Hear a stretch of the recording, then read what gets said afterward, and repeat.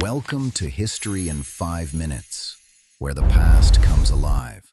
In 1789, France stood on the edge of collapse, a starving people, a distant monarchy, and the winds of change growing stronger.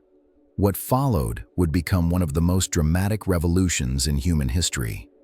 Bread was scarce. Peasants waited in long lines, only to return home empty-handed.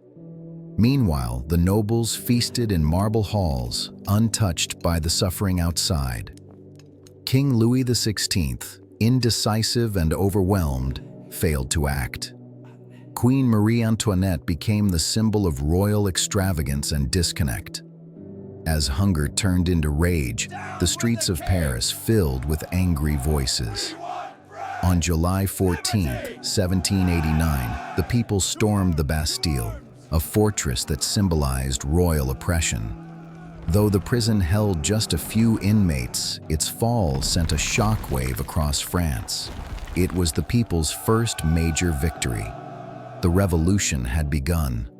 Soon, revolutionary leaders drafted the Declaration of the Rights of Man and of the Citizen. It promised liberty, equality, and fraternity, ideals that shook the foundation of monarchy. For the first time, ordinary citizens believed a fairer France was possible. But revolutions rarely stay peaceful.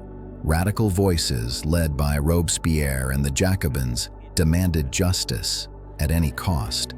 The guillotine became a symbol of both equality and terror. King Louis was captured, tried, and publicly executed in 1793. His wife, Queen Marie Antoinette, followed him to the blade just months later. The crowds watched, some in celebration, others in silent fear. The reign of terror had begun. Tens of thousands were arrested, and many were executed. No one was safe, not even revolutionaries themselves. Neighbors turned on neighbors. Accusations led to trials, and trials led to death. Robespierre, once the voice of the revolution, grew increasingly paranoid and feared. In July of 1794, he too was arrested and guillotined by the very system he created. The terror ended, but France remained unstable and divided. Amid the chaos, one man rose to power, Napoleon Bonaparte. A brilliant general, he promised to restore order and bring glory to France. By 1799, Napoleon had seized control, ending the revolution and beginning a new empire. France traded kings and chaos for a single strong man.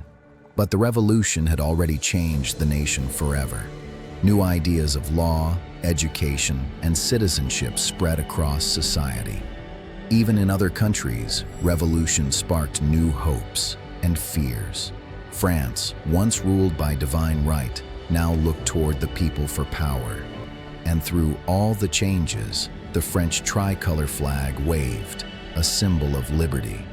The revolution reshaped not just France, but the modern world. From hunger to hope, from kings to guillotines.